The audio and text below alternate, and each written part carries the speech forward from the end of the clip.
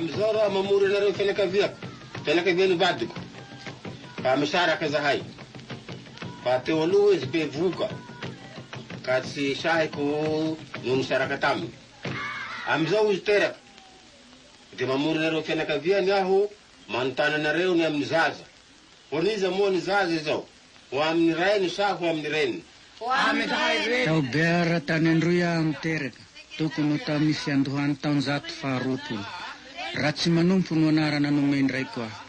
Anarany ray beko zany, zay mpiady mahery fo, tsy mba resy ny fahavalony.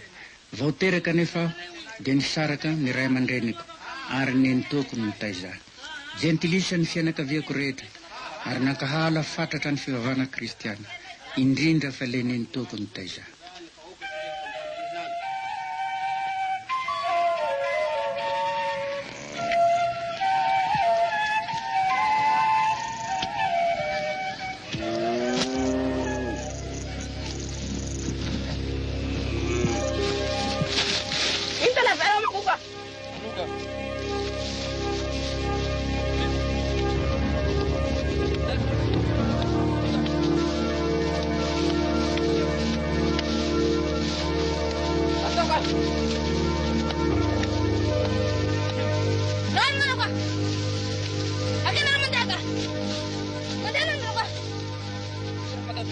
Nisy anefa zazalahy iray nitovy taona tamiko iray tanàna taminay zay tena nifankatia tamiko tokoa.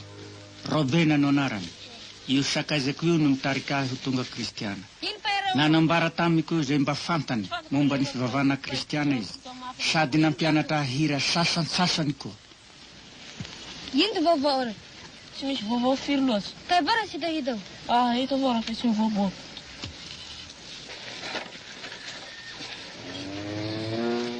Ty misy vaovao mampalahelo. Misy olona tonga teo fa maty ho ny rainao.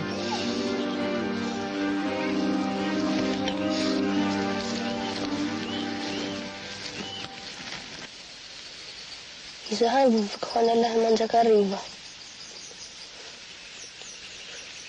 Tadidina avy aty ray ty. Jesu pitiana. Tsy tadidiko fa ampianaro ahy indray. Ity hira nampianarany Robena ity dia nanana ny lanjany tokoa teo amin'ny fiainako manontolo. Tia hira raha teo koa aho mazy. Jesu pitiana. Maminay tenina. Maminay tenina. Usani fanahinay. Usani fanahinay. Famaheriana. Famaheriana. Mamiri Jesu. Mamiri Jesu. Iza zany Jesosy ty ahy zany? Izy no zanak'Andriamanitra sanalefany hamonjy ny olona rehetra. Ary anatiny zany koa atsika. Tianao izy. Ary mihoatra ny fitiavana iray aman-dreny antsika izany. Io ny fiangonana. Io ny san'Andriamanitra. Taitsovy ianao? Eny.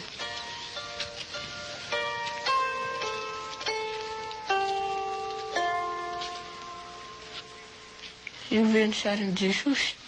Eny, iny sarin'ny zanak'Andriamanitra. Kanefa sary ihany io.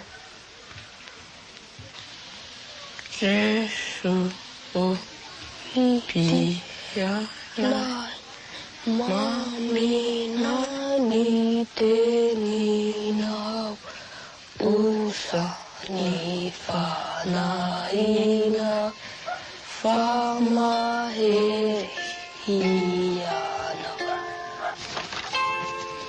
Waiza mwanao io? Ndio any amin'ny Robena. Nazoto niaraka tamin'ny Robena nankany amin'ny katekista mba hianatra, ary isan'ny mpianatra nandroso, ary tena tsaroko fa nahitako soa zany. Koto masy taminy, tompoko, tsy fantatsay ny alehanao, ka ataonay hoana no ahafantaranay ndalana. Hoy Jesosy taminy, izaho ndalana sy fahamarinana ary fiainana. Tsy misy olona makany amin'ray hafa-tsy ny amin'ny alalako. Raha mahafantatsay ianareo, dia mahafantatsa ny raiko. Koa ary hatramin'izao dia mahafantatra azy ianareo, sady efa nahita azy. Tomasy nagn'ny tany, lalana izay alehan'i Jesosy. Mbola miarakaraka tamin'iny Robena iny ihany ianao. Fitenenanao isan'andro mbola ataonao ihany miaraka amin'iny. Ary ianao tena maditra mihitsy. Ireo kristianina reo tsy foinao. Ina no atiny anaovanao an'ireny. Fa andrarako anao reny mbola tsy mety anao. Matetika mihitsy milaza aminao. Fa manino anao tsy miteny efa samantaninao? Sitako izay avaly anao. Manino tsy isy avaly isan'andro anao efa teneniko amin'io. Maditra loatra. Mandeha ry miala ry. Tsy mahazo mihinana atao trano ato tsony ianao. Ny misakafo mipetraka azonao atao ato. Fa misakafo tsy azonao atao. Mandeha. Maditra mihitsy. Ary tena zaza maditra mihitsy iny.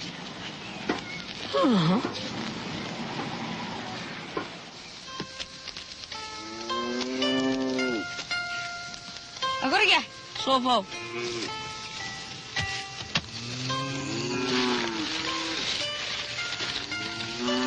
Foto-sakafo. Maharay talahy fa mivahany ny taony alahy io. Dia meny sakafo indray alahy. Tokony vidy filazantsara alahy. Zaho mahita masangara mivarotsy ny filazantsara io mora dia mora ihany. Tsy manam-bola. Ny volako rehetra dia nalainy ny toko, ka tsy meny tsony aho. Raha voalafo ny kitay amin'ny monseigneur dia halaiko dia hividy aho.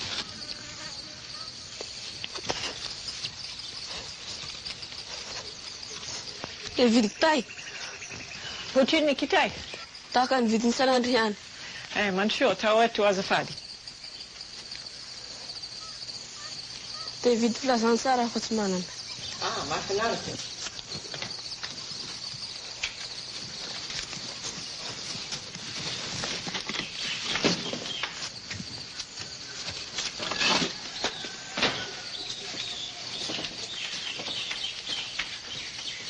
Ny vidiny kitay, eto misy filazantsara omeko anao. Misaotra tompo. Raha viana no hianatra amin'ny sikoly. Tokony hiresaka amin'ny neny toa asika,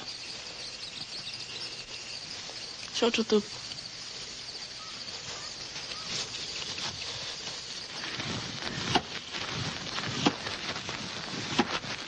Manao hoana Ramatoa. Salama tompoko. Momeny zanakao. Dia fantatrao fa kinga sainy izy. Ary noho izany dia miangavy ianao mba mandefa azy hianatra amin'ny sikoly. Tsy mananjanaka fa tsy izahay, ka tsisy andro ny ombonay.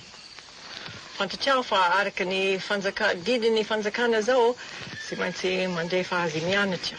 Ary ianao tokony hifidy raha hianatra amin'ny sikoliny fanjakana, amin'ny sikoliny misione ato an-tanàna. Tsy ahazo anjara amin'ny omby izy raha mianatra. Kanefa tsy andeha lavitra izy fa raha mianatra amin'ny sikoly eto an-tanàna dia afaka hanampy ianao izy. Mety izay? Mbola eritreritra aho.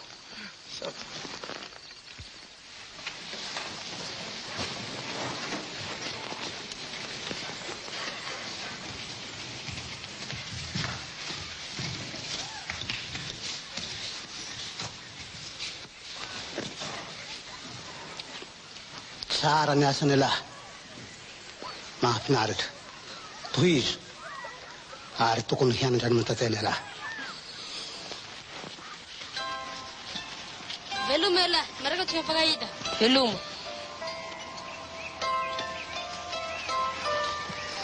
Afaka mijanona maritra ao an-trano ianao.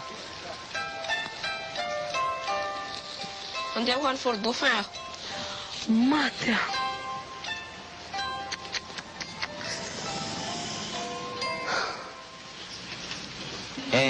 Azo mitapatapa. Pamisa.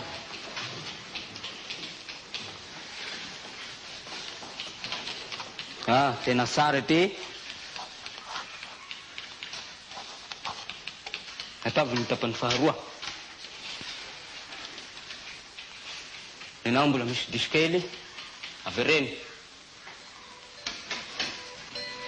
Kanefa amin'izany rehetra izany dia manohatra noho ny mpanjaitra isika amin'ny alalan'ilay tiantsika. Fa matoky aho fa na fahafatesana, na fiainana, na ny anjely, na ireo fanampahana zavatra ankehitriny, na zavatra ho avy, na hery. Na ny ambony, na ny ambany, na inona amin'izao zavatra ary rehetra izao dia tsy ahasaraka antsika amin'ny fitiavan'Andriamanitra izay ao amin'ny Kristy Jesosy Tompontsika. Tena mahafinaritra misy ty ten'Andriamanitra ity. Rasimanofo! Ao any zay? Tokony hody anao fa marary mafy nenito anao.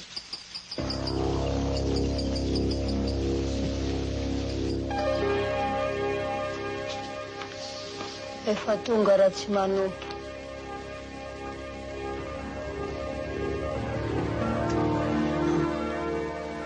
Anaka. Faly aho. Nianara tsara. Mizotrandro anao aho. Mamela ny heloko. Veloma, anaka.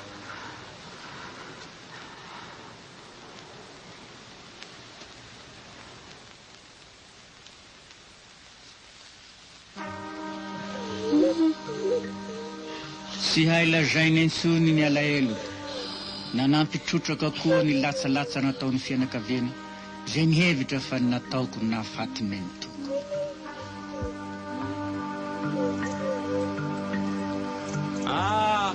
Saiko ho any aminao misy aho zao. Tianao indrindra ny tena tadiaviko zao.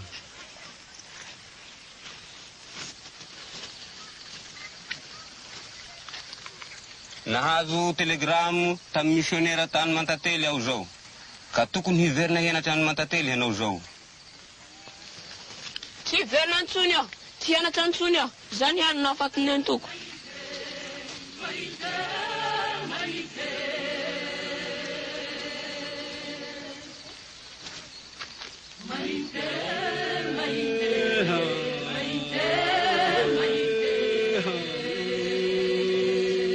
Nahoana ianareo?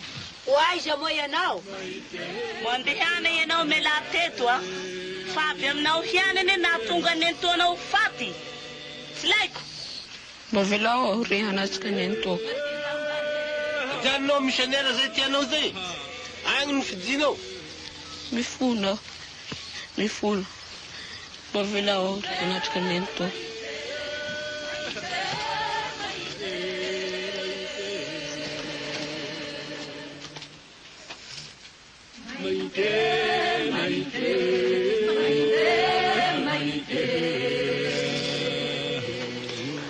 Mamela rinento malalo. Raha nataoko nahafaty ianao. Dia velao aho very faty ihany.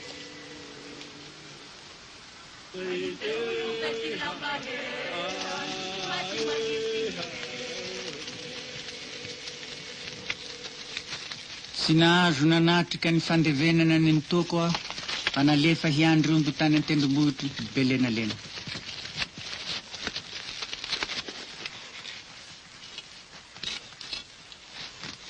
Jesu pitiana mamina ni teni Usani fanaina famaerian.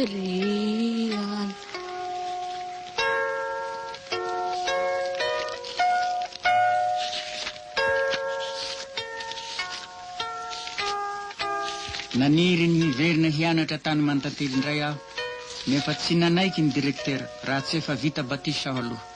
Efa ela no naniriako atao batisa.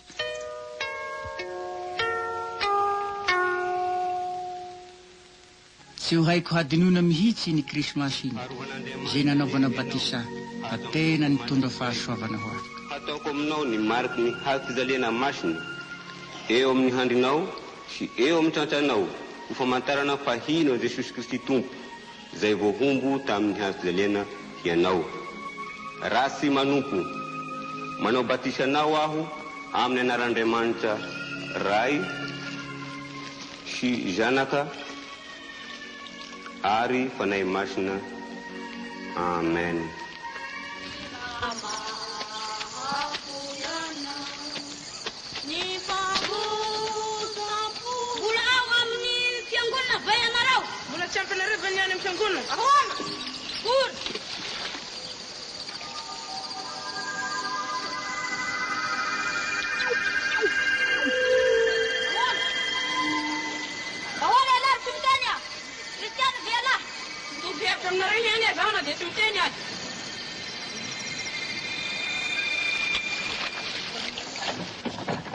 Raha vao vita batisa aho dia naverina ho any Manatantely.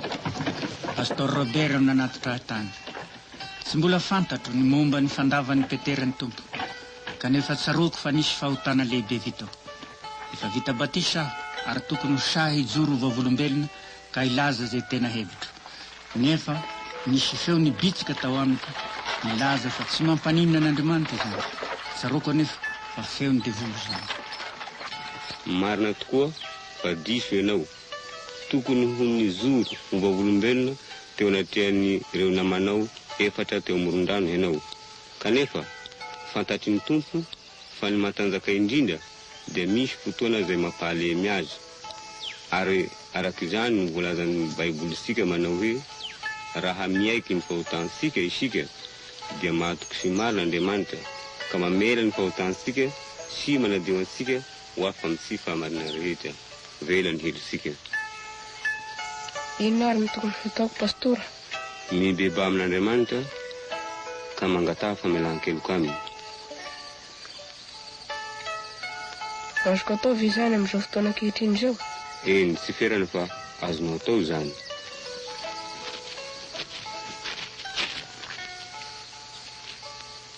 Ry Tompo bendrafo nanonta ary nandana teo anatrehan'ireo zazalahy iray tanàna amiko. Mankataka aminao aho mamela ny heloko. Amen. Moa sisaroanao fa mahasiaro maivana anao zao. Eny tokoa. Nampahery ahy tokoa Pastor Robert ka nanambara tamiko ny amin'ny Petera sy ny famindrampon'Andriamanitra. Ino lesy vaovao biarana? Tsy misy vaovao. Jesu pitiana mamina ni tenina usani panaina famaeriana.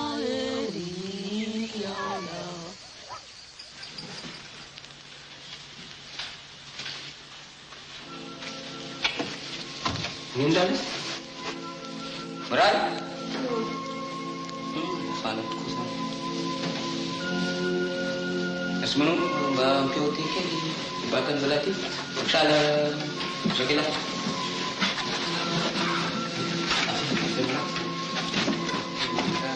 Ini melah Ruben. Ruben.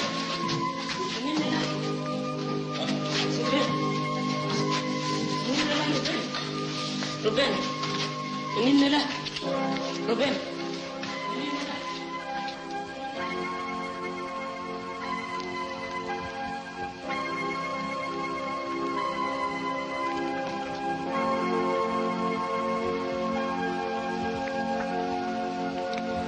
Te susurrano ianao.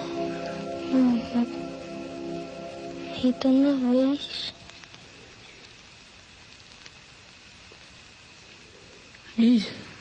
Jesus. Hitana vez. Alang kisah hira-hira.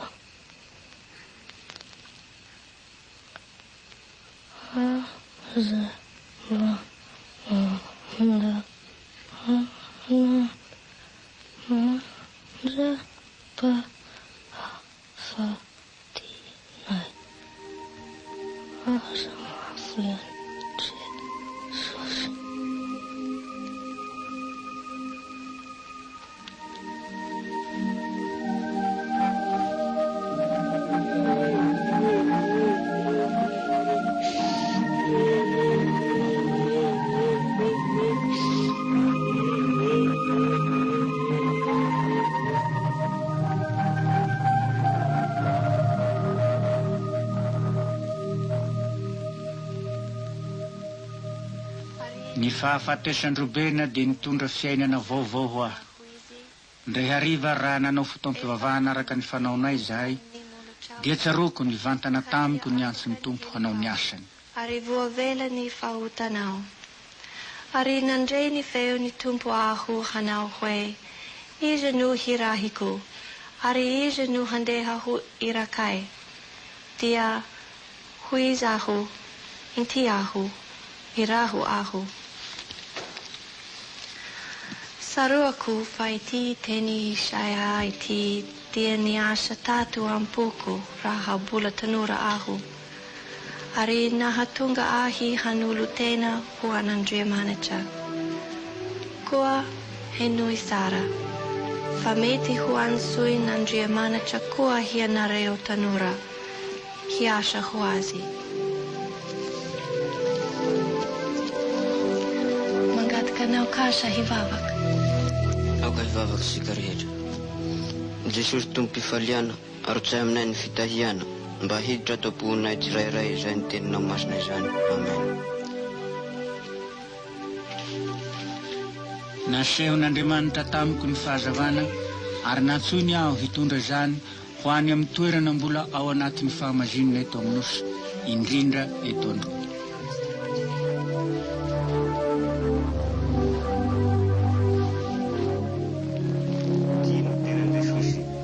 Andro iray toa zato tamiko ny nandraisanahy ho mpandray ny fanasany tompo. Efa nandrasako hatramin'ny ela io andro nanaovanahy confirmationa io. Nasainy tompo irelatabatra amin'ny aho, ary noraisiko tahaka ny fatidra amin'ny fomba malagasy fanaovako amin'Andriamanitra izany. Ka izy tsy hahafoy ahy, ary zaho tsy hamadika azy.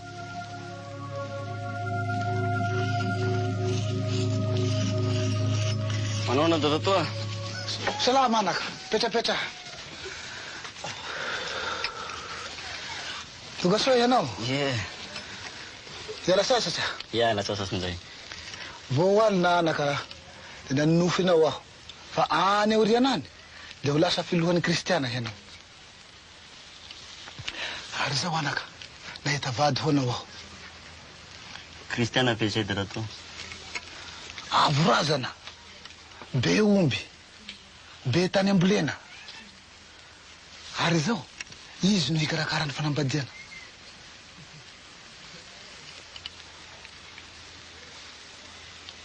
Andeha aloha dada to fa mbola hieritseritra. Eny ary anaka.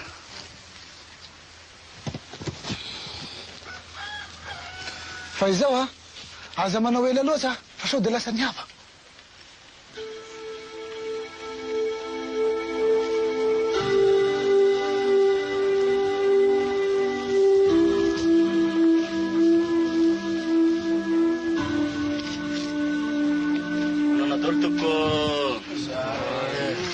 Vovô, reto manao po. Ah, tsisy vovô fa tonga ela sasatra zao ihany ka. Ay.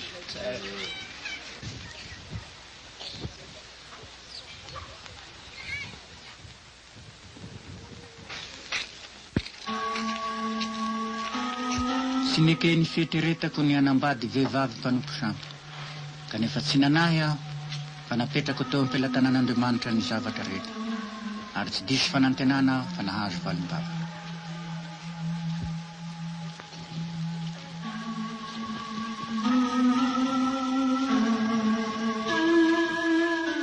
Bona ras manumpo.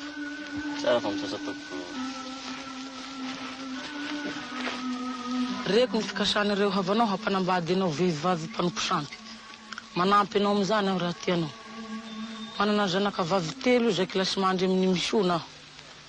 Rehefa vita ny fotoan'ny fianaranao, dia homeko anao niza indrindra raha tianao. Sy mitady vola, na omby, na zavatra maro. Mitadiavako aminao, dia ianao misy an'ny zanako. Faly dia faly tokoa raha matoa. Ary raha sitrapon'Andriamanitra dia mino aho ho tanteraka izany. Isaotra azy. Sy mbola nahita ilay zazavavy ho vadiko aho, kanefa tsy nandà, satria no heveriko fa avy amin'Andriamanitra izany.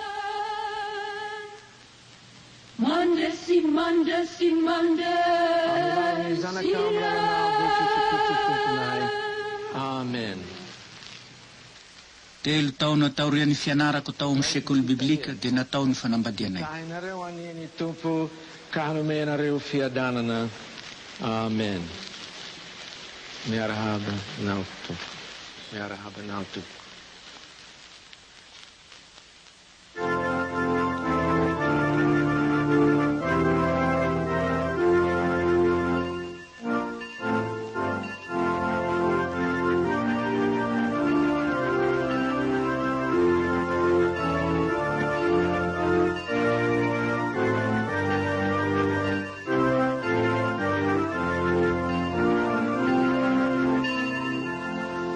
Andro monja taorian'ny nanaovana ny fanambadianay anefa dia tonga ny fiantsoanahy miaramila.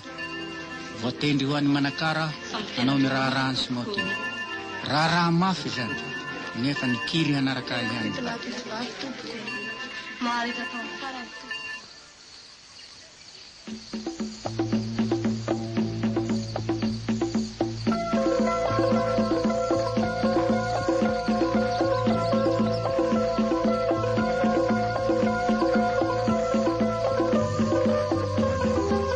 Tongotra mahery ny 300 kilometra mandalo any Faradofay, Mananteniny, Vangaindrano ary Farafanganana nataonay. Sarotra tokoa ny lalana.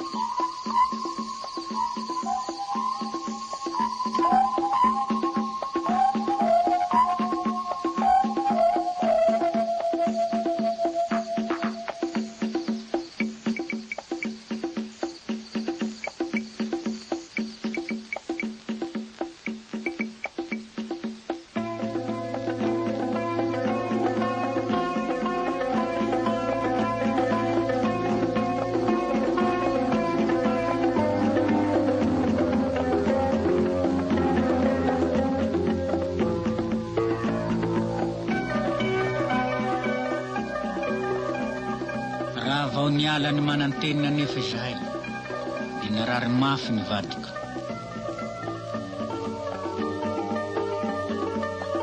Nandritra ny alina dia nitolona tamin'Andriamanitra tahaka ny Jakobaho mba hanomezany olona hanampy ahy. Noho ny maraina tonga tokoa ny famonjen'Andriamanitra. Nisy tanora maromaro voanso miaramila tahaka ahy nanolo tena hilanja ny vadiko. Ny valim-bavakazonay dia nanome hery anay ary mainka nanamafy ny finoanay fa tsy handao anay ny Tompo ary mbola tia anay. Salama. Salama naona dia. Katato yan ka. Salame. Mande simande.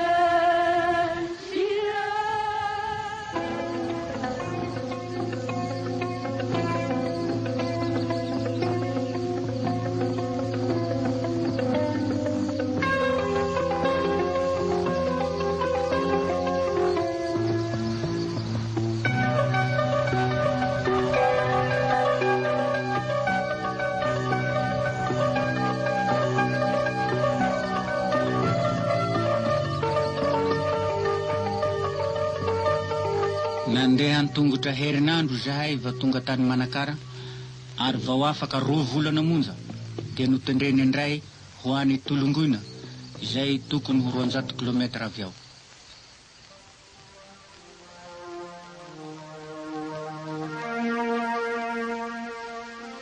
Oltro iaho dia ho baliako ianao ka arsehoko zavatra lehibe sy sarim-patarina. Mbola tena narary nefa nivadiko tamin'izay ka tsy hitako izay atao dia mbola nivavaka sy nitalaho tamin'ny tompo aho. Fantatro fa tsy afaka nampy intsony filanja nivadiko ireo namako. Efa miaramila izy ireo izao ary fehiziny lehibe. Ianao sisa Andriamanitso ho any sisa tenaiko.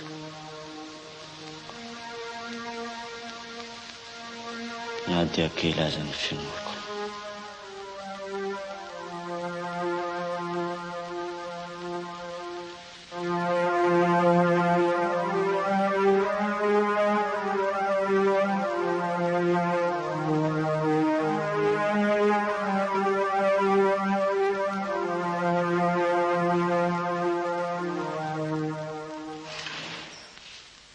Ary no tonga ny maraina dia nisy fahagagana indray nataon'Andriamanitra.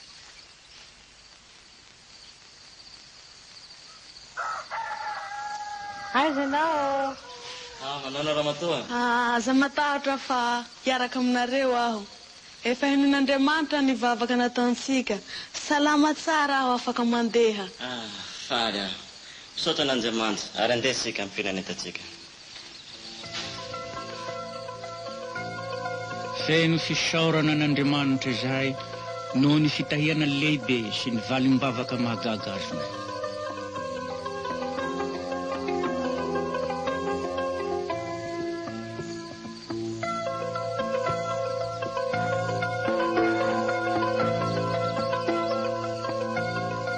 Tsy fantatro anefa izay fanenjehana mety hatramiko hataon'ireo lehibe mifehy eo amin'ny miaramila.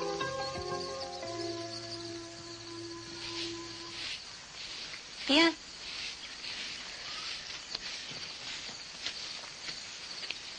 Alors, mon chéri, Comment ça ça va bien? Qu'est-ce que tu lis? Balzac. Corporal. Boy.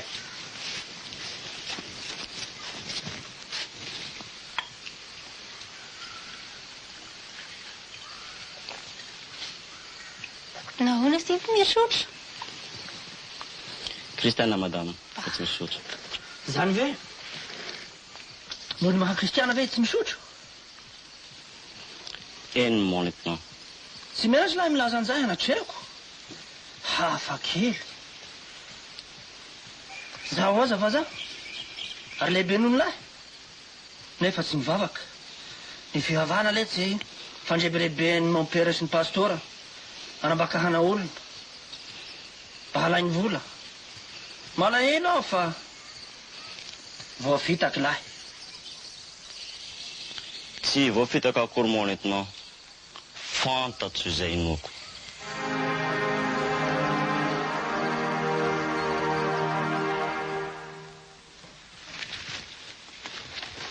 Ity taratasy entilahy amin'ny fanadinana maika eo.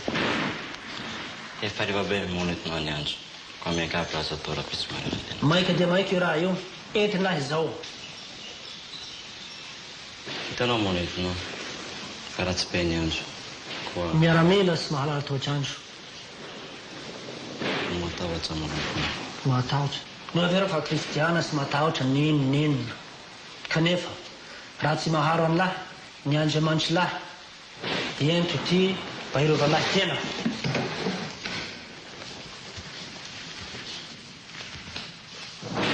Matahotra.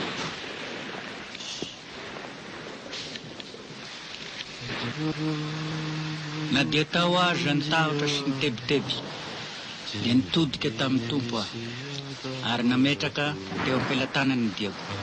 Ho sady nandeha aho no nihira ary raha vao nihira aho dia lasa nitahaka ary nanjary natoky azy tanteraka.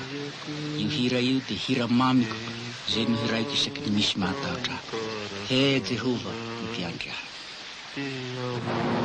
disarunaka Hariya Purunjanamaya Uyalani Kukusasata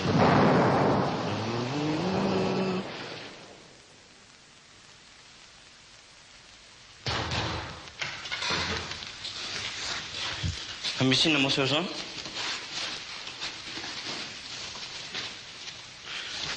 Fangahy nisy nangalatra ny sakafo tamin'ny famatsiana mo Sir Jean. Kristiana zay mo Sir Jean ka tsy mangalatra. Fangahy sy mitovy ny vovony kristiana sy ny si kristiana. Na dia afatiny anoanana zay mo Sir Jean. Tsy makazatsy anay.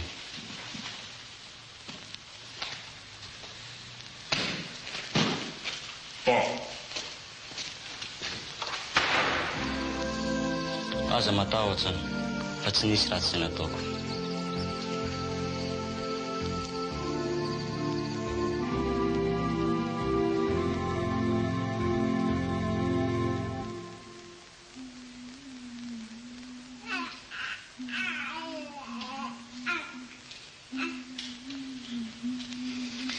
Afaka sika ramatoa. Ay ve. Vita na raha miaramila. Tena mahafaly antokoa izany ka. Fa mihoatra fady tsy minovy kely. Arovina antsika mandeha mody. Mino afa tsy hoela dia fody isika. Ande lehibe ny fahasoavan'Andriamanitra. Sady nomeny ny volanjanantsika isika sady nahavita ny raha miaramila. Ka mino aho fa tsy hoela isika dia fody anamitsika.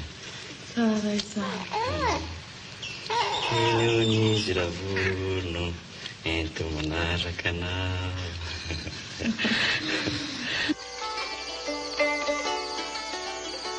Dia lasa nody izahay mivady sy ny zanakay vao teraka. Fifaliana lehibe taminay tokoa izany.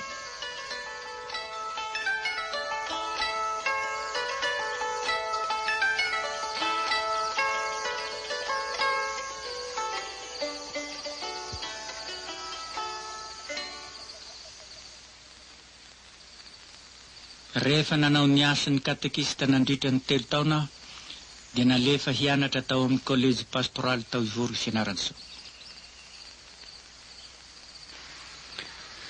Ny foto-kevitra anankiray lehibe izay ambaran'ny Paoly ny amin'ny fanasan'ny tompo ry havako dia zao. Ny fanasan'ny tompo dia mitondra fiombonana. Dia fiombonana amin'ny Jesosy Kristy tompo sy fiombonana amin'ny samy mino.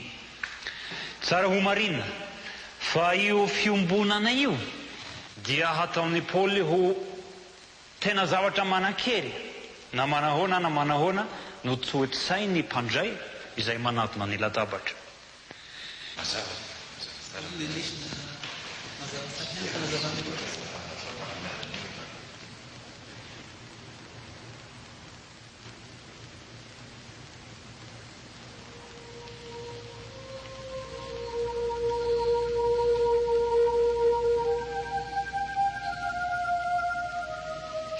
Raha efa nafona izy anakay iray. Izao amin'izay marary mafy ny anankiray. Tsy hitanay izay todiana afa-tsy aminao irery. Maro ireo marary nefa nisy tranonao. Eny na ny maty aza dia natsanganao. Tompo, ianao amirainay sy trano izy. Amen. Efa nataony fialanenina rehetra ka mahaizana.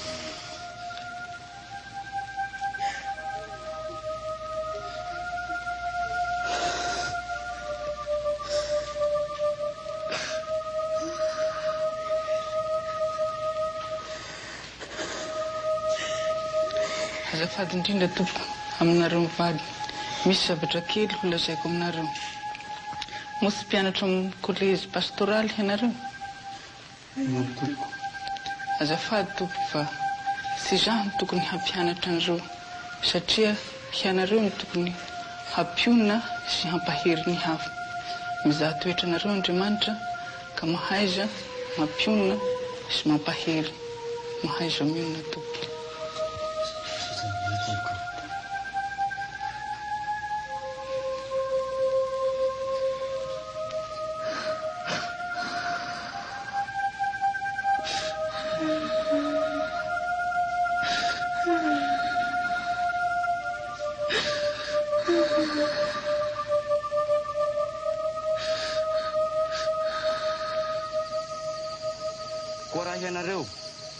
Nanomana ny toroteny fanadinana farany aho.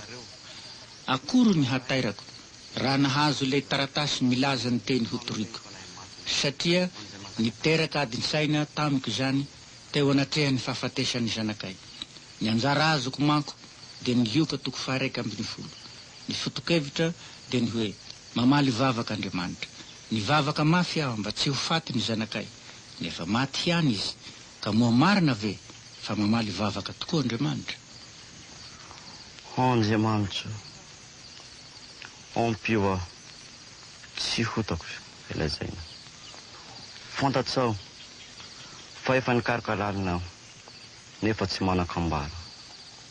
Koa arotsahy amiko ny fanahinao masina itaridalanay mba hanambarako zay tianao hambara. Amen. Raha tsy manompo, anjaranao izao, ngavinao hiakatato.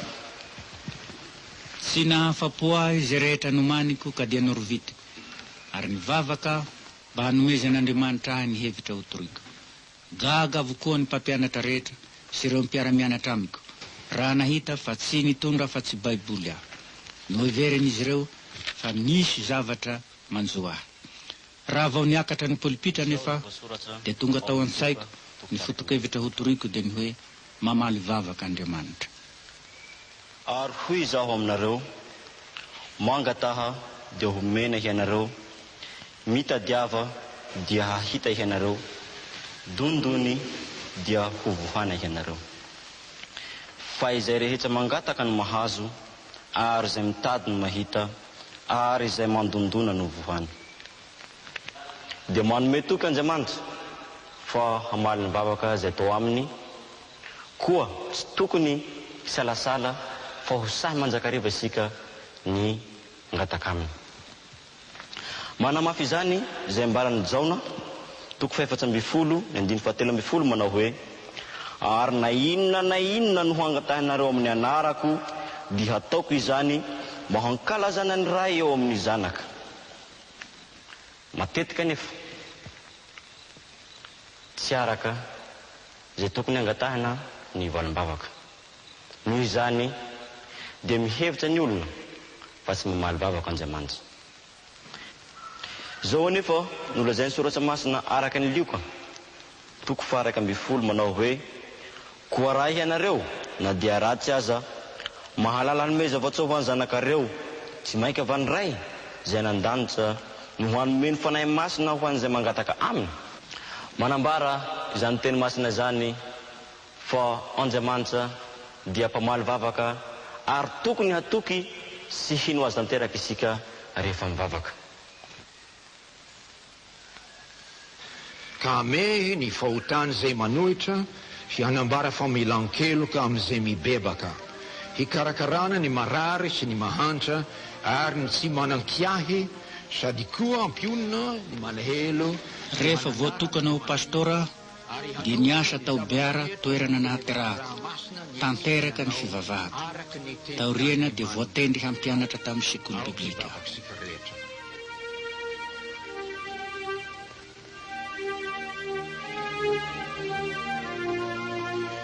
Ry Andriamanitra be indrafo, ianao no efa nampianatra anay amin'ny alalan'ny zanakao lahy tokana mba hangataka anao haniraka piasa amin'ny vokatrao, satria be ny hozinjana fa ny piasa no vitsy.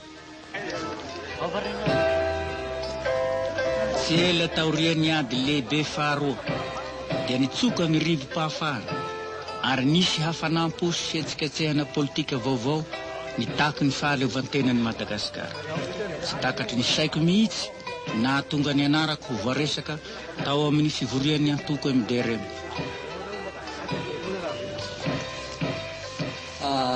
Tonga eto moa zay nga pasteur, tsy afenina aminao fa nisy dinidinika izay nifanaovanay. Nivoromako ny antoko MDRM ka anisan'ny voaresaresaka tao ny mombanao. Noho ny fitokisan'ny vahoakanao te hianao no lany ho mpitahiry volan'ny antoko. Mampitahiry vola hoe tompoko. Raha tena tsy azoko atao mihitsy zany. Voalohany indrindra tsy mpikambana ao amin'ny tokony diremo. Faharoa manaraka izany mpiasa am-piangonana rahateo koa tompoko. Hay, efa sotranao ve ny elan'ny magresika reo zingon'ny français ve pasera? Tsy very tompoko. Mitovy hevitra aminareo ary mankasitraka dia mankasitraka tokoa ny azoantsika ny fahaleovan-tena. Nefa very fa tsy tsara ho an'ny mpiasa am-piangonana ny milatsaka isan'ny mpikambana amin'ny antoko politika satria mety miteraka fisalatsarana eo amin'ny fiangonana mantsy izany. Comment very pasteur? Eny tompoko. Manaiky mitahiry vola ve ianao na dia tsy milatsaka mpikambana amin'ny antoko azy? Raha toa ka tsy ofisialy tsy ofisialy tompoko ny mampitahiry volany dia mety kokeko ihany ny anao izany araka ny fiangaviana. Mitady olo mahatoky manko zay ry pastor. Misy olo tena ny vahoaka any amin'ny fanjakana hitondra ny fangatahany malagasy ka hitokisany amin'izany ianao.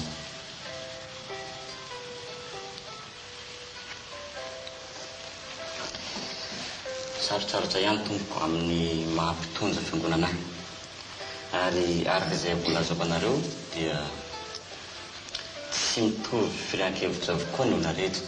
Eny na dia samy kristiana zao azy. Tsy sapanao ngary nga pastora fa tanindondrotra ty firenensika ty amin'izao fotoana zao. Eny marina dia marina tokoa io tompoko. Manaja anao izahay amin'ny maha-pastoranao sy ny asanao. Kanefa ho raisinay ho adidy lehibe dia lehibe ny fiaraha-miasa hanavitra ny tanindrazana.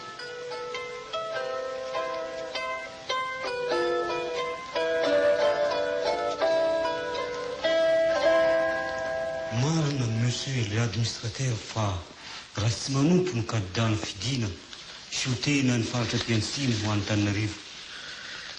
Manomboka hoto tery amin'ny faritra rehetra atsimony Madagasikara raha tsy manompo. Enao ihany e!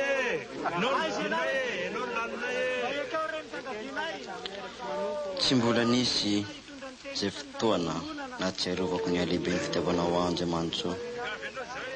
Fotoana sarobidy izay tadiavan'ny firenena ahy izao. Fantatrao fa manome tsiny ahy ny kristiana sasany. Eny, tsy misy miafina aminao ny atom-poko koa ampio aho Andriamanitra. Voafidy ho conseiller provincialy avy amin'ny antoko MDRM aho. Samy hafa nandraisan'ny olona izany. Tao ny faly ary tao ny tsy faly. Nahagagahy anefa namangiany ilay kandida ny fanina tamiko nefa resiko izy. Ary tsy maintsy olazaiko anao. Mialoha izany anefa dia miangavy anao aho hianina mba tsy hilaza izany na aminiza na aminiza. Fa zava-dehibe loatra izany fa miankina amin'izany ny fiainantsika amin'ny raharahy sy ny fiainan'ny firenentsika. Misy tsy ambaratelo-panjakana izay nolazainy chef de province ahy omaly hariva tao amin'ny biraony. Tandremo anefa mba tsy hilazalaza izany amin'olona fa raha mivoaka izany dia ho tapaka ny lohako hoe ka izany ny angaviako anao mba hianiana tsy hilaza izany na aminiza na aminiza. Tsy afaka inianao tompoko satria kristiana fa manome toky anao aho fa tsy hamoaka izao resaka izao na aminiza izay hambaranao amiko. Matoky anao aho fa pastora ianao.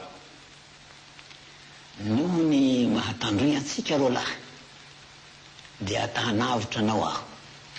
Ary koa hisorohana ny loza manantanina ny firenentsika. Tena loza tokoa fa namidy ndraseta amin'ny Amerikanina sy ny Anglisy ary ny ao Afrika Atsimo Madagasikara. Mazava ho azy fa tsy ekeny fanjakana fransay velively zany, fa tsy maintsy hisy ady masiravina sy raha mandriaka eto amin'ny firenentsika. Ny atomboka ty androy izany zavatra izany. Ary lazaiko anao fa ianao no hosamborona voalohany sy ho voloina, satria araky ny fifidianan'iny dia ianao ny hevery ny fanjakana fa ho lehibe ny fahavalo amin'ity faritra Atsimo ity.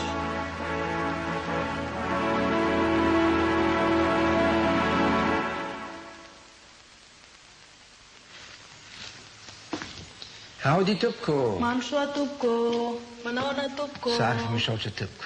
Ao ve rapasy? Ao izy. Mandrosoa tompoko. Saotra tompoko.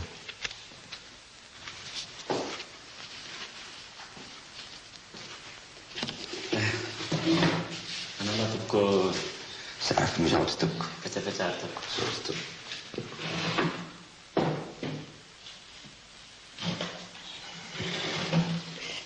Manaona daholo sika.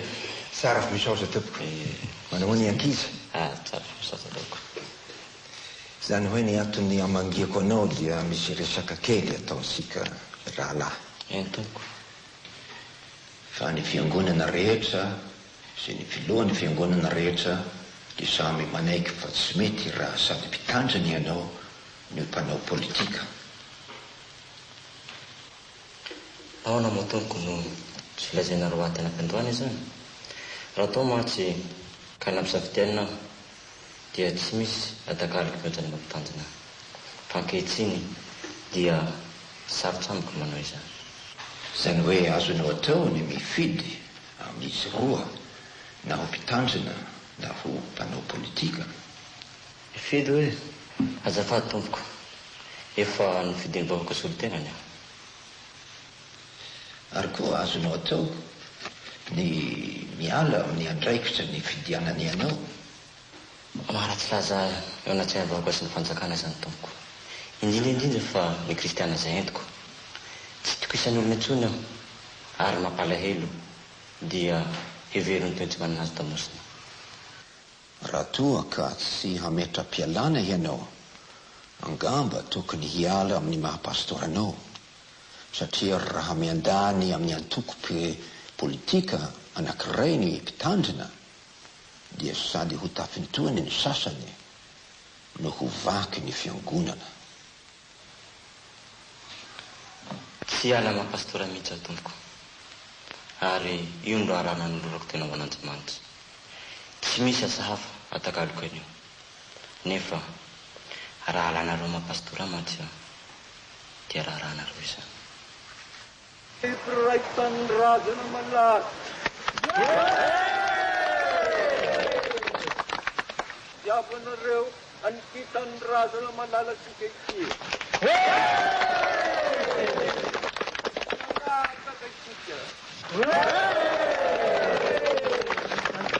Sararaka misy me ty tanindrazana. Mianaka manerana ny fifaharotany avaratra ny fikomina, monsieur l'administrateur. Ka tokony anara-masokaiky ny korontana ataony Interemo any Atsimo ny fanjakana. Zavatra ray ihany no atao. Ny fisamborana ny pasteur efa nolazaiko anao iny. Marina zany.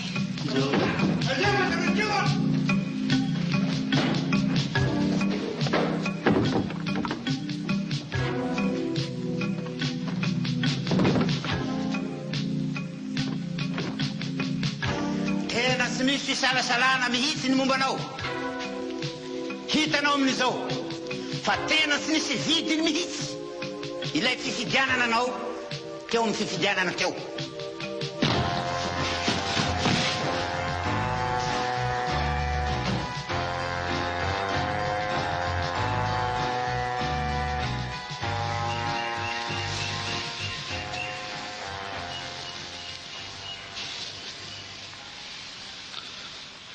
Andriamanitra,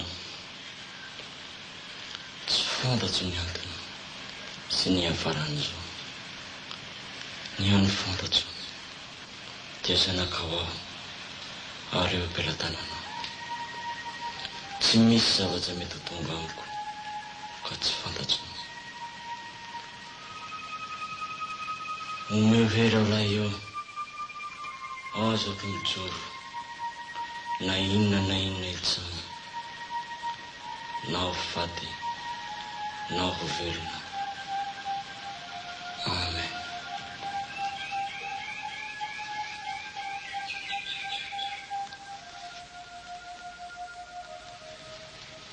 Hery eo, aoko ivavako ny dada ianao.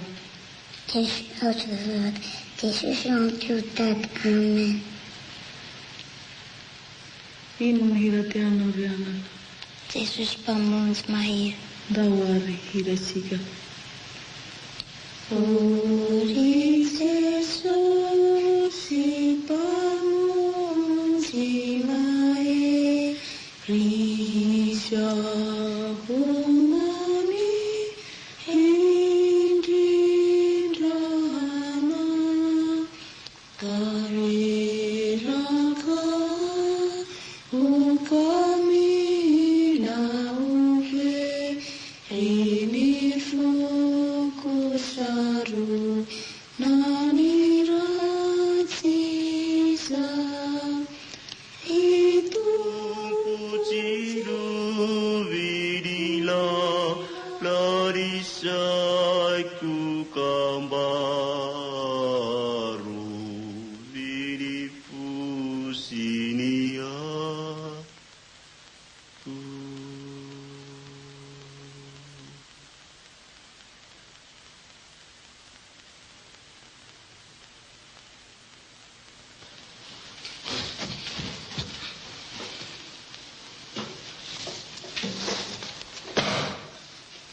Tiarko. Saingy sy hita ao ny momba ny autorisation avy ny chef de province. Tsy nisy taratasy tompoko fa mbava ihany nanaovana izany. Mandainga ianao, pia tsara velasy, sady kaniosa koa. Ahoana ny konferensy lehibe nataonareo teo analohan'ny fiangonana tamin'ny alahady 13 avril. Nolazainao tamin'izay efa hisy tafaka tonga avy Afrika Atsimo sy avy any Amerika hanavotry ny malagasy. Tsy marina izany tompoko. Nisy olona nandray an-tsoratra ny teny sy ny kabary rehetra nataonareo tamin'izay. Eto am-pelatanako ny taratasy mirakitra izany. Sia, tsy marina izany tompoko. Ary mangataka aho mba fanatsena amiko ny olona nilaza izany. Aleo mihaona amin'ny mpamasavy toy izay mifanena amin'ny mpandainga tahaka anao. Dia ho hita tokoa mantsy ny mampandainga. Hitako vosoratra eto ny teninao izay milaza heniko fa hiady amin'ny fransay ny malagasy. Ino dikan'izay? Hazavao io. Siosondresaka heniko tany tolera tompoko. Defaly tokoa ianao mahare izany vaovao lehibe sy mahafinaritra izany.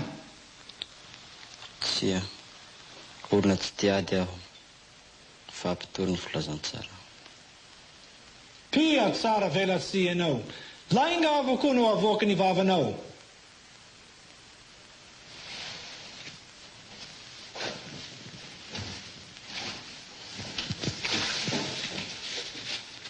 Azafady tompoko.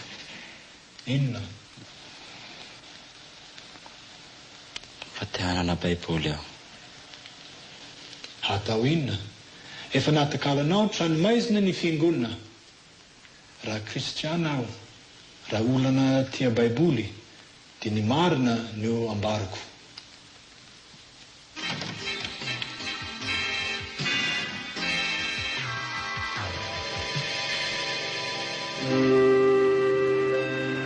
Dia nafindra fonja izahay ka nalefa tany faradofay.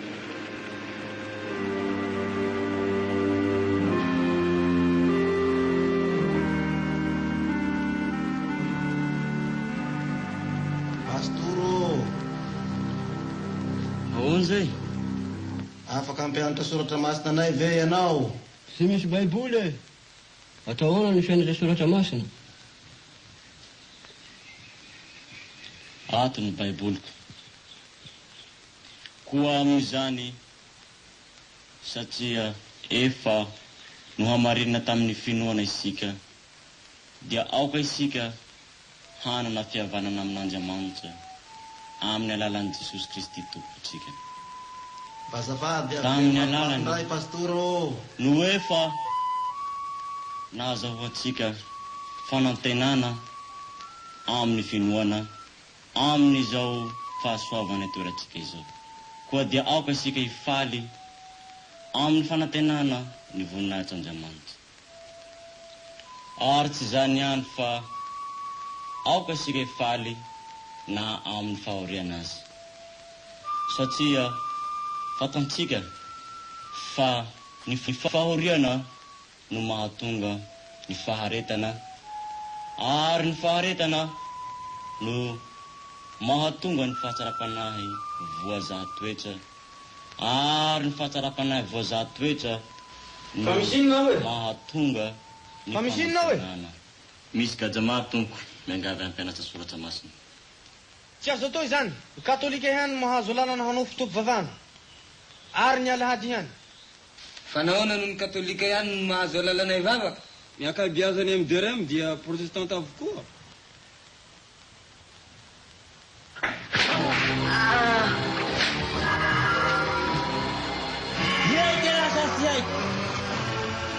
Hitanay io! Hanao sinasasy ianao! Tsia! Ity leroa! Ande, sanahy! Itanjany napaty alalany. Pastera ka hikomy sy ansadrany vahoaka. Hasita lahiny. Ande!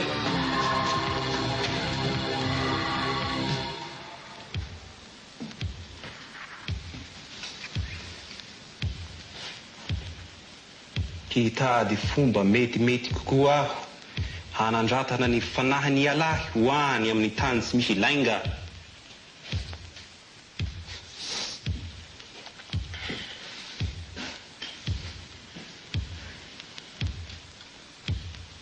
Efa vita batisy alahy. Eny tompo, Luterana. Luterana.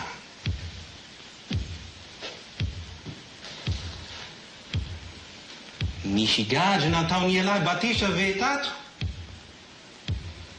Tsia tompoko, tsy fantatro fa mahazo manao batisa ihany koa. Hay! Tsy fantatry ny alahy fa misy fanaovim-batisa ato. Eto any io ry zalahy. Ary atao batisa tsara dia tsara. Amizay mety ho tonga tena masina dia masina izy.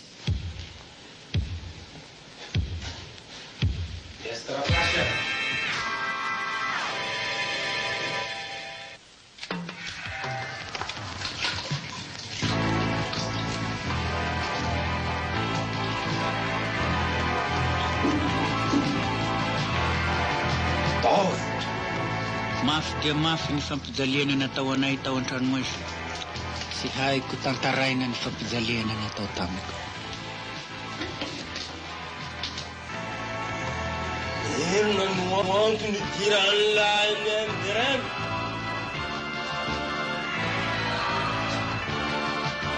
Olona mpamindra foa rehefa tsy tiako ny lainga.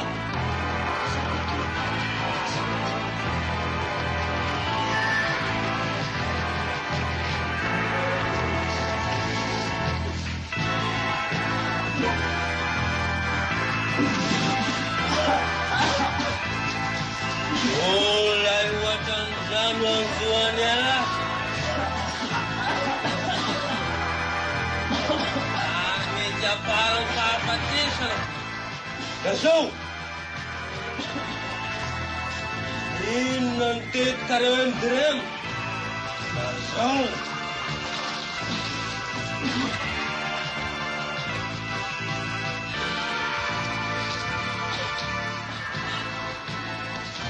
Manahoana ny fanaovam-batisa? vola velona izy rampitso dia rotoiziny ny fitadiavany ny marana. Ampidiny. Mitenena leroa! Sio leroa!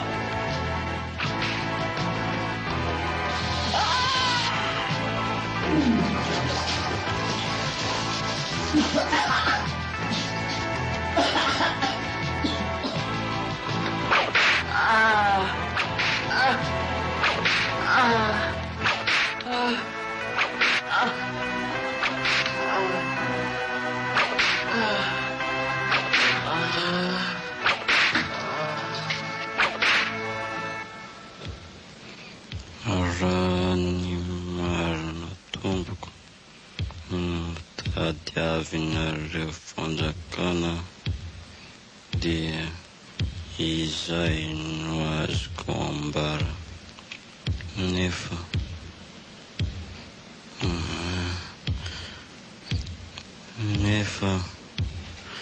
raha heverinareo fa lainga izany na tianareo ilaza lainga avo dia inona moa tompoko no lanjan'izany raha tena mitady ny marina ny fanjakana. Pasteur, tsy mila toriteny na sermona avy aminao aho. Ento arivo.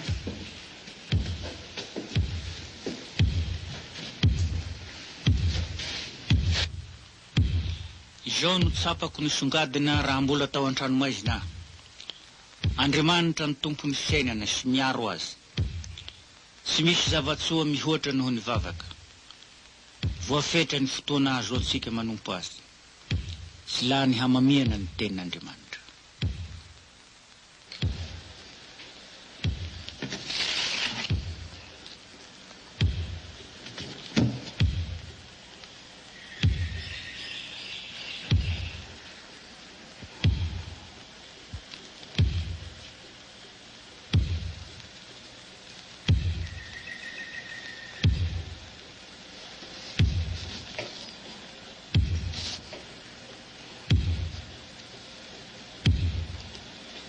Tena nampalahelo ny fanahiko tokoa ny nanaovako sonia lehibe kenkeloko asamboka.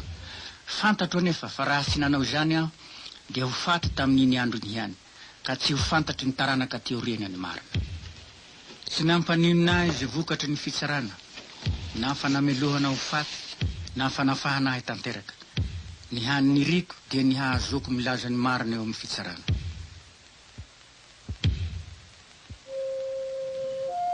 Nihatsara ny fitondrana anay tao an-tranomaizina, sy nampanaovana na inona izahay, ary nifankahery tamin'ny resaka.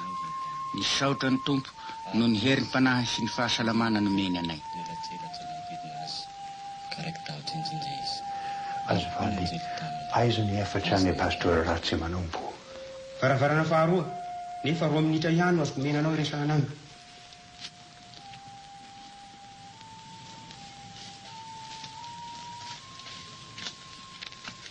Arahabo vatratra ny Krismasy ara-pasy. Arahabo. Manahoana ny fahasalamanao? Tsara fa misaotra tompoko. Ary tsy fantatro Krismasy ny andro raha tsy ny fen'olona no matarana izany. Nentiko fanomezana roa ho anareo rehetra eto.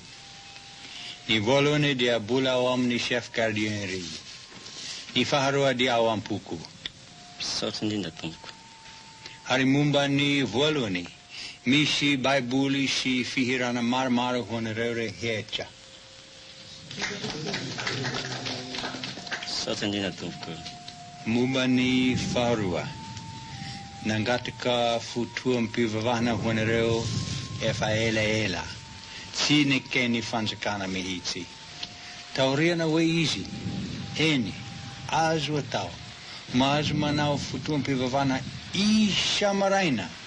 Ary mamaky baiboly sy mandinika soratra masina isa maraina nareo rehetra.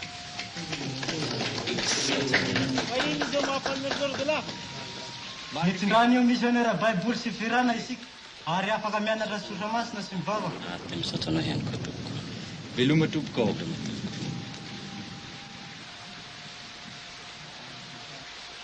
Araka izany zalahy, dia ho avy eo ny Baiboly sy ny firana ho antsika. Tompoko. Ina zay. Nandritry ny fotoana ny gadrako tao an-tranomaizina dia nahavaky ny Baiboly manontolo intelo aho. Izany dia nanome hery ahy sy nanamafy ny finoako. Tsaroako fa nanomana ahy tamin'ny asa fanompoana hataoko aty aoriana izany. Azafady solo, vakio ny salamo, toko faharoa amby roapolo, manomboka amin'ny andiny fahefatsa amby folo sy ny fahaenina ambin'ny folo. Efa rano idina ka mivaha ny taolako rehetra. Manindrona ny tongotra mantanako izy. Ary boto, vakio ny Isaia, toko faharoa amby dimampolo, manomboka amin'ny andiny fahefatsa ambin'ny folo. Ny tarehiny dia simba ka ohatrany sy tarehin'olombelona akory, ary ny endriny ohatrany sy endriky ny zanak'olombelona. Toko fahatelo amby dimampolo, manomboka amin'ny andiny fahefatsa sy fahafito. Nefa izy dia voalefona noho ny fahatsoantsika, nefa nampahoriana izy, dia nanisy tena ka tsy lohabava, dia tahaka ny zanak'ondry entina ho vonoina. Ary rehefa nahatanteraka izay rehetra voasoratra ny amin'i Jesosy izy, dia nanaisotra azy tamin'ny hazo ka nandevina azy tao am-pasana, fa Andriamanitra kosa nanangana azy tamin'ny maty. Fa izany lehilahy izany no hotoriana famelan-keloka aminareo, ary ao aminy no anamarinana azy rehetra mino ho afaka amin'ny heloka rehetra.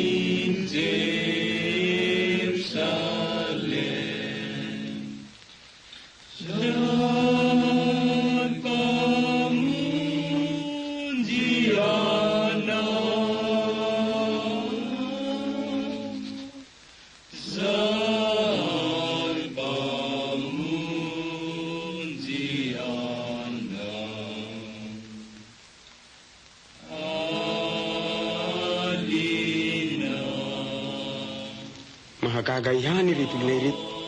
Na dia efa eo ambaravarany fasana aza rangahy dia mbola misaotra sy mideran'Andriamanitra foana. Ao anatin'ny fahalalahana isika, tsy mba mieritreritra an'Andriamanitra, nefa tokony eritreritra ihany isika.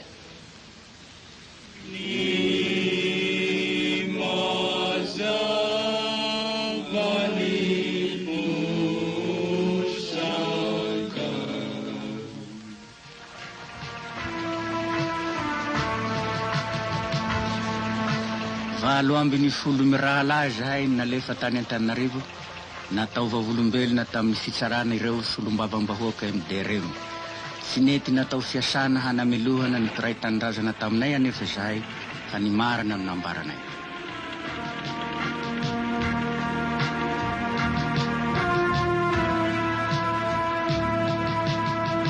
Eny, fantatray ny zavatra nihatra taminareo, indrindra ny fampijaliana natao taminareo. Efa nanatana ny manampahefana izahay mba hitsahatra izany zavatra izany. Saotra indrindra tompoko. Mba afaka mandray fanasany tompo ve zahay tompoko? Angamba mbola tsy ho azo atao izany. Fa nahoana tompoko?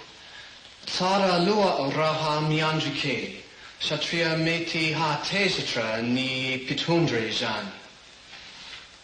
Tsy dia mampaninona anay zany tompoko, satria efa fantatray araka izay nihatra taminay fa tsy tokony hatavitra izay zavatra mihatra aminay izay ataon'ny fanjakana. Fa ny zava-dehibe tsy mahatafandromandry anay izao dia mikasika ny fanahinay. Araka izany tompoko dia maniry izahay ny handeha ny fanasan'ny tompo. Malahelo aho fa tsy misy zavatra mbola azoko atao ka mametraka veloma aminareo aho. Eny tompoko, veloma tompoko. Hoy ny tompo, izao no atao fahatsirovana ahy. Nolazaina fa ampikoa misy olon-dratsy zahay, ko noheverina fa tsy mendrika ny hiray latabatra amin'ny tompo.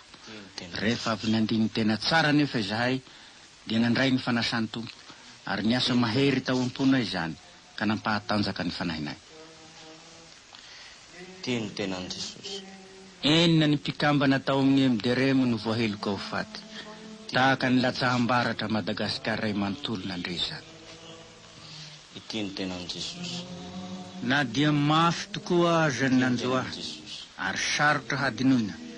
Noho ny maha kristiana ahy anefa, dia mamela ny heloka izay rehetra nandray anjara tamin'ny fanenjehana sy ny fampijaliana ahy aho. Ary tiany ranon Jesosy.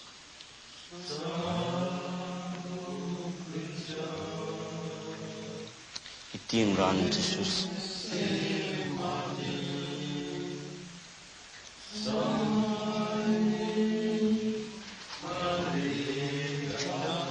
Tiany ranon Jesosy. Rehefa nigadra roa taona aho, dia notsaraina tany Faradofay. Mandrosoa ny voapanka.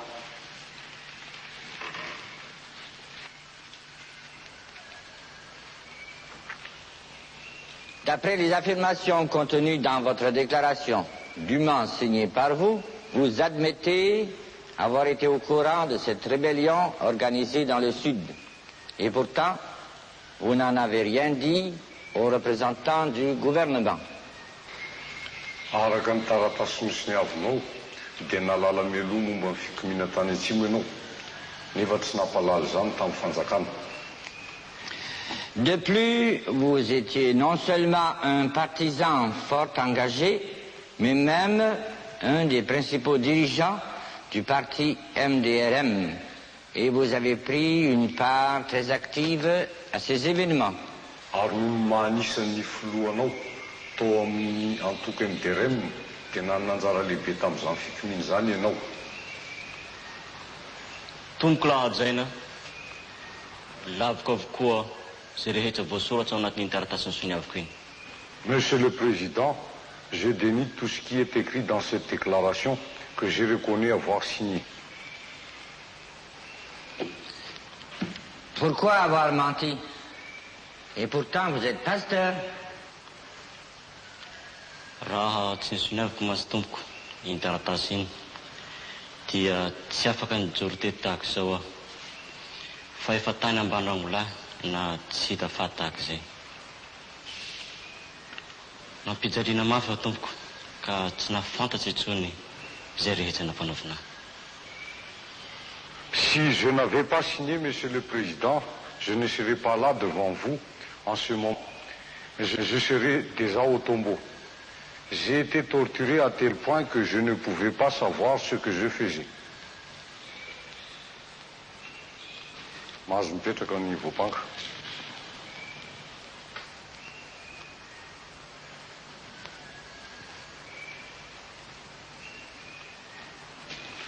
Le témoin, s'il vous plaît. Mandrosoa ny vavolombelona. Monsieur le Président, mijoro eto aho satria mpiara-miasa amin'ny pastora Tsimanompo aho ary araka ny maha-kristiana ahy sy maintsy ilaza ny marina aho. Monsieur le Président, je suis ici en tant que proche collaborateur du pasteur Ratsimanoup et en tant que chrétien, je voudrais apporter un témoignage dans cette affaire. Tsy azoko inoana, Monsieur le Président, fa nitady komy na handratradra Ratsimanoupo. Je ne veux pas croire, Monsieur le Président, que Ratsimanoup cherche à se rébeller ou à tuer. Tsy izany velively no ifidianany mpiray tanindrazana azy ho solotenany fa no izy tia fahamarinana ary olona mahatoky. Je crois que ce n'est pas pour cette raison que ses compatriotes l'ont élu, mais parce qu'il était un homme épris de justice. Et c'est aussi un homme de confiance. Tia tanindrazana izy ary manohatra tanteraka ny fankahalana olona. C'est un patriote et il est contre la haine. Telopolo taona izao, Monsieur le Président, no niasako teto Madagasikara. Tsy mbola nahita malagasy kristiana namono olona na vazaha. Je suis à Madagascar depuis 30 ans, Monsieur le Président, mais je n'ai jamais entendu ni vu un malgache chrétien avoir tué un vaza ou quelqu'un d'autre. Mino aho, fa tsy tao an-tsainy raha tsy manompo mihitsy izany hamono olona izany. Et je suis convaincu, Monsieur le Président, que Ratsimanoop n'a jamais eu la moindre intention de tuer quelqu'un. Saotra, Monsieur le Président.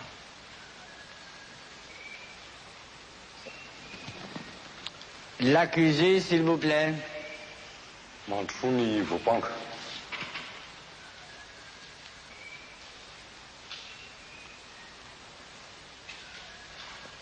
Après avoir entendu l'accusé et conformément à la loi en vigueur, le tribunal condamne le sieur Ratsimanoop à 2 ans d'emprisonnement et à 3 ans d'interdiction de séjour.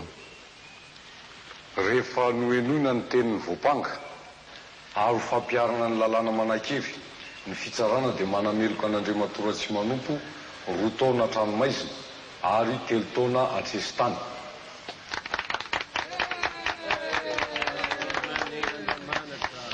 De toute façon, la peine corporelle est déjà purgée.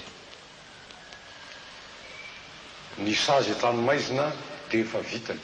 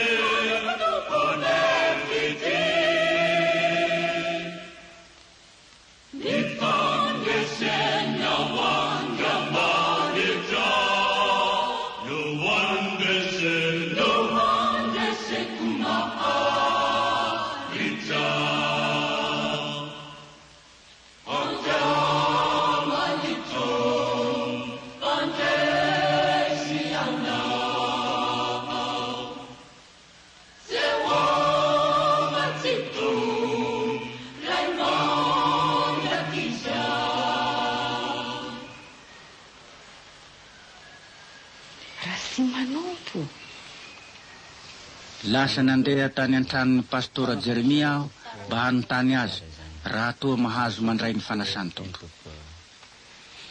Tsy tia misionera izy sady komunista. Ay!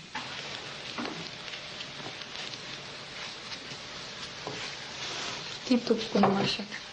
Misaotra indrindra tompoko. Sarako. Iarabanao, pastora, afaka soma tsara tany an-tranomaizina ianao. Misaotra indrindra tompoko.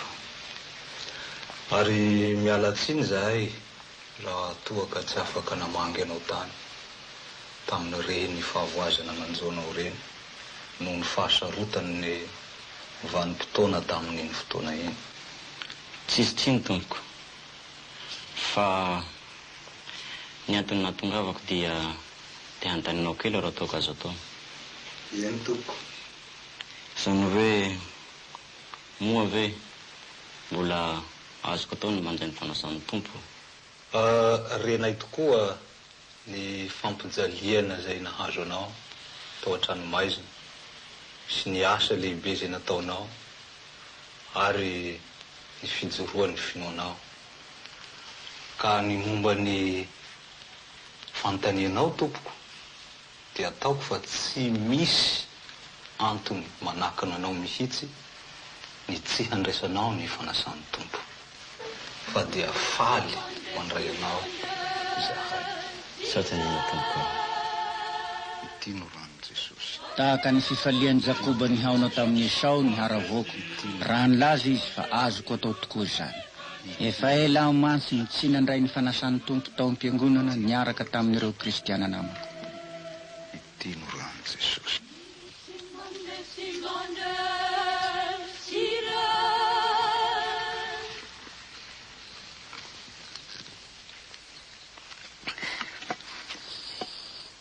Telo ny vita ramatoa. Eto ve isika no mipetraka mandritra ny 3 taona Masestana? Oh, trano kisoa. Jereo fa nadeha kisoa za tsy tamanato. Tena andosy izy. Mbola matahotra ny hampiatrano antsika ny olona. Aleo matory eto an-tokotany aloha. Taoko fa mety zany. Ary mino aho fa hanome trano tsaratsara kokoa noho izao Andriamanitra. Sy nahalala olona hivantanana tao Beraketa izahay na dia iray aza. Fa dia nankinay tamin'Andriamanitra ny zavatra rehetra. Ary natoky azy tanteraka izahay.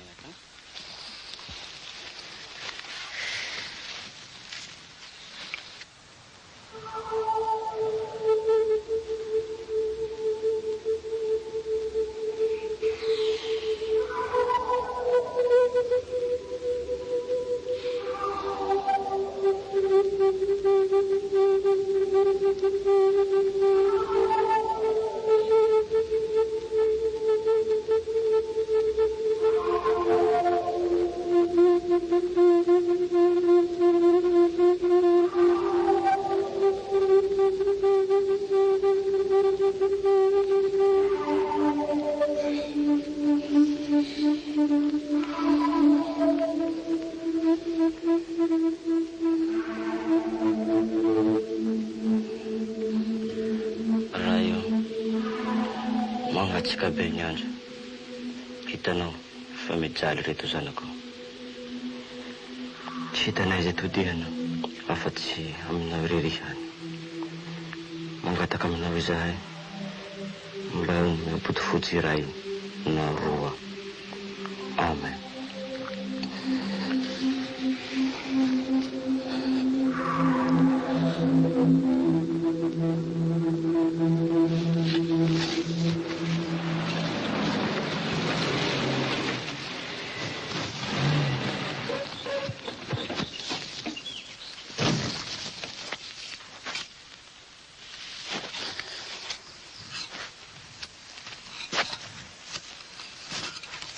Manaona tompoko. Manaona ianao rapasy? Tsara fanosady tompoko. Avy mamboly ianao? Mahafinaritra ny voly. Vao telo volana zao kanefa efa maniry tsara. Ary mino fa vokatra zao noho ny fitahinan-Andriamanitra. Izay. Ny mpiasa am-piangonana miova ho mpamboly izao. Taoko fa asa fanompoana daholo zany tompo. Izay tokoa. Misaotra ny tompoko. Saotra, angamba haty? Eka. Akory ny vady amin'ny zanakao? Tsara daholo zay tompoko fa ny zanakay anankiray ny tsy salama ka... Tsy salama? An'izao ramatoa tonga azy amin'ny hopitaly. Kay ve? Eny tompoko. Mangasiaka ny andro izao. Tena mangasiaka. Ka niresaka izahay ao an-trano, angamba ilainareo aty ny body fotsy roa. Hanampy amin'izao andro mangasiaka izao. Misaotra indrindra tompoko. Vao alina zahay no vavaka nangataka tamin'Andriamanitra body fotsy roa. Mahagaga fa novaliany ny atakay. Ary mino aho fa Irakan'Andriamanitra tokoa za fa tonga avanao eto izao. Fa dia misaotra indrindra tompoko. Misaotra an'Andriamanitra isika fa izy no tena mpanome.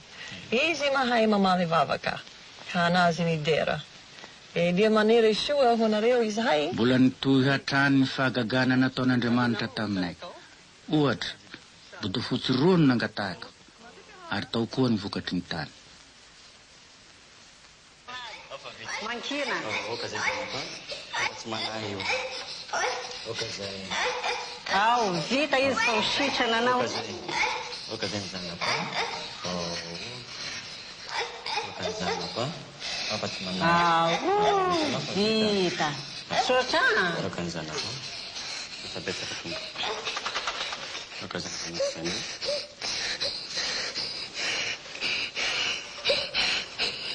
Eny anaka. Na dia zaho koa ny dia mahatsiaro mangirigiry. Zao dia mahatonga hahatsiaro ny fangirifiriana tokony tsaroan'Andriamanitra raitsika raha nahita ny zanany maty ao ambony hazo fijaliana izy. Eny anaka, mitondra fahoriana mangidy fijaliana betsaka tokoa isika. Koa hemy tsara izao ten'Andriamanitra izy. Ataoko fa ny fahoriana amin'izao andro ankehitriny izao dia tsy tokony hoharina amin'ny voninahitra izay aseho amintsika. Izany zanako, tetsika ote.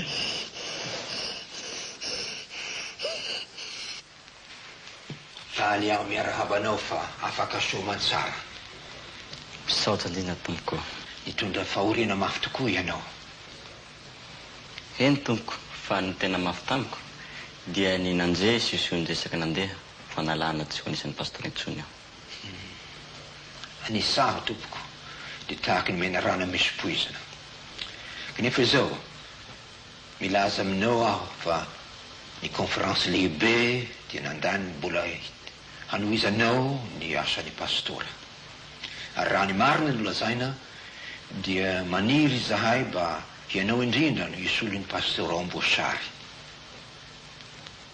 Faly dia faly tokoa tompoko mandray zany vaovao lehibe zany. Araka izay riny tompo dia mbola pastora indray aho, sady hanompo azy no hanompo koa ny fiarabelona amiko. Dia maniry ny fitahian'Andriamanitra hombanao mandrakariva. Enganie ho lavorary any sakany sy andavany ny asanao ho an'ny tompo. Mirary soa tompo. Saotra indrindra tompoko. Mandray anao an-tanandroa zahay ary maniry ny fahasoavan'Andriamanitra hombanao mandrakariva voninahitra Jesosy Kristy.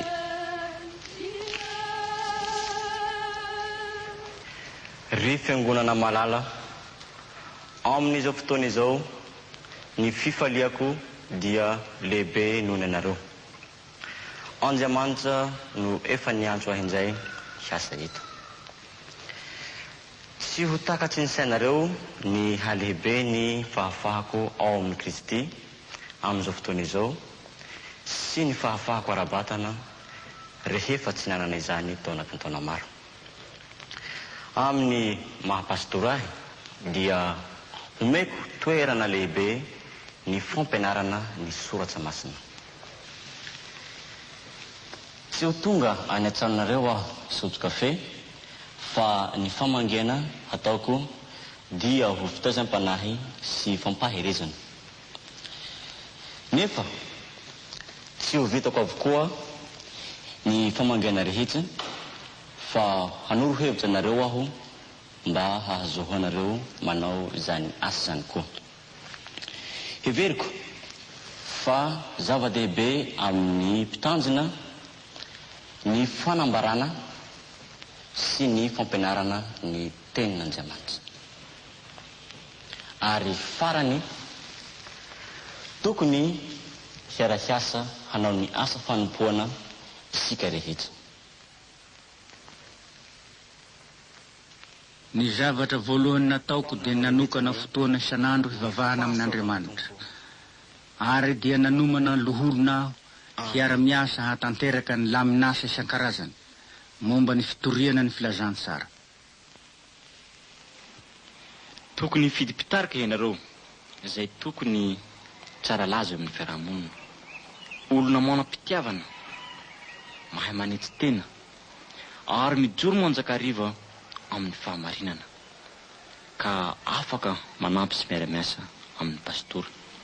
Tokony hamangy isa-tokantrano zany mpitarika ny fidinareo zany, indrindra rehefa misy marary sy donam-pahoriana ary tahaka ny olona izay mila fampaherezana. Manaona zao fahasalamana Ramatoa? Dia efa manomboka mihasalama tsara izy rapasy. Misaotra anao tonga aty aminay, mamangy sady mitondra fampaherezana ho anay. Tompoko, misaotra indrindra tompoko. Uno aho rapasy io. Tompoko. Raha oviana mba hisy fiangonana eto aminay.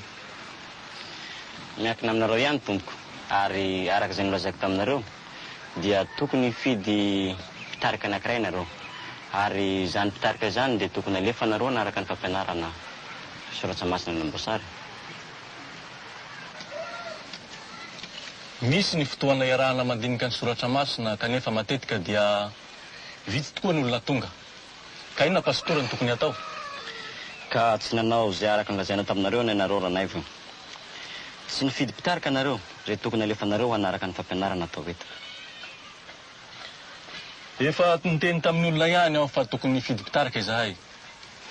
Kanefa ka tsy rahanasa moa ranaivo ny zavatra lazaim-bavanao. Ko tsy mahagaga raha tsy misy ny vokatra. Ary henoko toa nifidiny olona ianao mpitarika nefa nandà. Tsy izany fa be raharahany aho e. Eny, be raharahany ao ranaivo. Nefa tsy misy raharaha lehibe mihoatra ny raharan'Andriamanitra. Jereo mivarotsao mandroso tsara. Ary fitahian'Andriamanitra izany. Raha atao moa tsy ranaivo, ianao ny mpitarika. Reny olona be dehibe mividy-javatra ato aminao reny, raha tarihinao dia mino aho fa ho maro tokoa ny olona anaraka ny fampianarana Soratra Masina. Koa zay ranaivo, eritrereto tsara dia manao veloma anjam-piaona.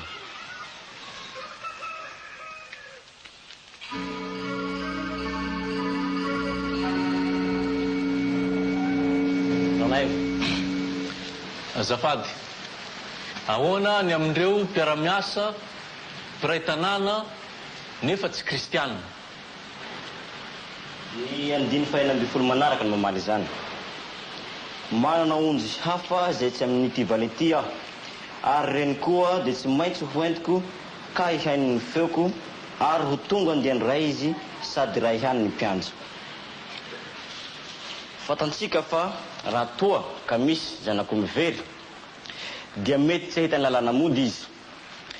Fa ianao no tsy maintsy mandeha mitady azy ary mitondra azy miverina rehefa hihita indray izy. Mamy ny mody, nefa tsy misy lalana hiverenana raha tsy amin'ny alalan'i Jesosy rehefa ihany. Ianareo zao no mpitarika ao amin'ny tanàna misy ianareo, ary aza dinona fa mpiandry koa ianareo. Tsy maintsy manangona sy mikarakara ary mamahana ny onjy ao amin'ny tanàna misy ianareo ianareo. Laozany vadiko aho rapasy sy reto zanako dimy. Lany amin'ny fisotroan-toaka daholo ny vola rehetra. Tsy misy intsony na dia nihany reto zaza ireto. Tsy misy mpanampy aho. Na dia ny finoako aza mila hozongozona. Tsy hitako mihitsy izay ataoko rapasy. Tsy tokony ho kiva ianao Ramatoa. Maro ny tahaka anao. Mahireza mivavaka ary mivavava ny vadinao.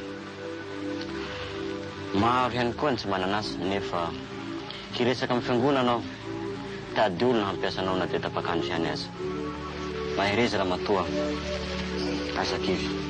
Saotra rapasy.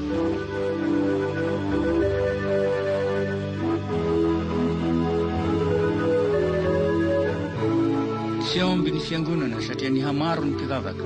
Noho izany, betsaka ireo tsy tafiditra fa nijoro tany alatrano sy nitangorona teny ambaravarakely.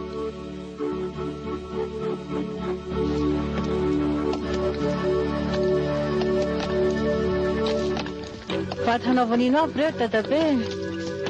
Vaty hanamboarana ny fiangonantsika io ana. Andeha koa ianao manampy eo.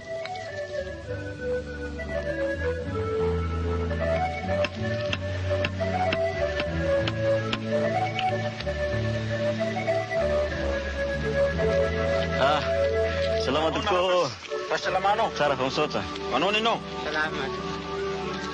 Zao vera pasy no halehiben'ny trano fiangonantsika. Eny ry garanjia, zao no alehiben'ny trano fiangonana. Kely loatra zao pasteur. Ataony moa fa izao takatry fiangonantsika. Mba zafady vahoaka eny le tady dia miopike anankiray.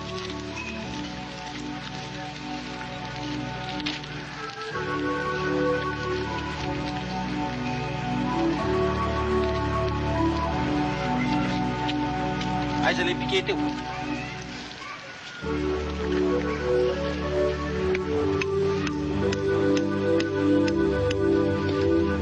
Aiza ry garanjia no ahitana volanaovana an'izao. Aza malahelo anao pasteur fa izaho ny antoka ny lany rehetra.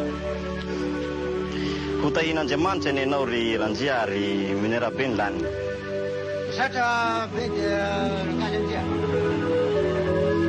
Mahafinaritra tokoa ry ranjia zao taona zao.